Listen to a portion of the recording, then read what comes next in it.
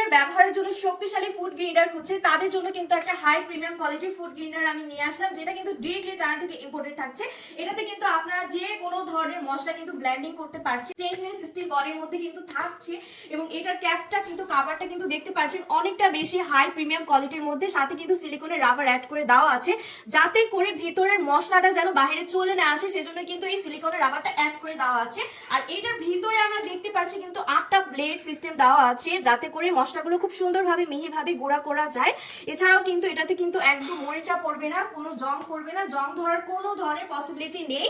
আপনাদের জন্য কিন্তু আজকে আমি কয়েকটা মশলা নিয়ে আসছি, সবকিছু কিন্তু এই মশলাগুলো কিন্তু আমি ব্লেন্ডিং করে দেখাবো। এখানে কিন্তু ধনিয়া রাখা আছে এবং গরম মশলা দেখতে পাচ্ছেন, সাথে কিন্তু চাল আমরা নিয়ে আসি। শীতের দিনে পিঠা বানাতে চাচ্ছেন এবং শীতের দিনে কিন্তু আমরা পিঠা অনেকেই খেয়ে থাকি, সেই জন্য কিন্তু আজকে আমি চালের গুঁড়াও করে দেখাবো এই ফুড গ্রেইন্ডারে।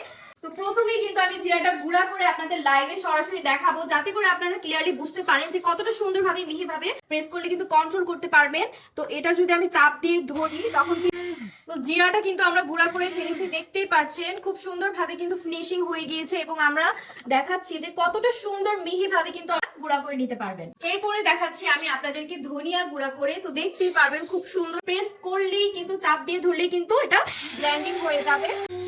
তো দেখতেই পাচ্ছেন আমাদের ধনিয়া গুঁড়াটা কিন্তু নিমিশেই কিন্তু গুঁড়া হয়ে গিয়েছে। আমি এখন ঢেলে নিচ্ছি, হয়ে গিয়েছে, দানা দানা তো থাকছেই না।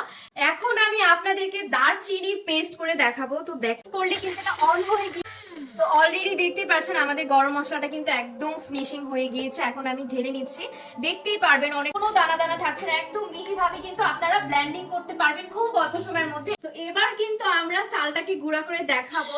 প্রেস করলে কিন্তু অন হয়ে যাচ্ছে, হয়ে যাবে। অলরেডি কিন্তু দেখতেই পাচ্ছেন চালের গুঁড়াটা কিন্তু হয়ে গিয়েছে, একদম অনেকটা সুন্দরভাবে কিন্তু মিহিভাবে গুঁড়া করে নিয়েছি, একদম কোনো দানা দানা থাকছে না। এখন আমি এটা ঢেলে নিচ্ছি। কিন্তু নিমিশে সব ধরনের মশলা কিন্তু আমরা এই ফুড গ্রেইন্ডারটা কিন্তু আমরা ব্লেন্ডিং করে নিয়েছি। আপনারাও কিন্তু এটাতে নিমিশে কিন্তু খুব অল্প সময় কিন্তু যে কোনো ধরনের শুকনা মশলা কিন্তু এটাতে আপনারা ব্লেন্ডিং করতে পারছেন। আর এটার সাথে কিন্তু রয়েছে প্রিমিয়াম একটি বক্স, যেটাতে কিন্তু আপনারা এই ফুড গ্রেইন্ডারটি পেয়ে যাচ্ছেন।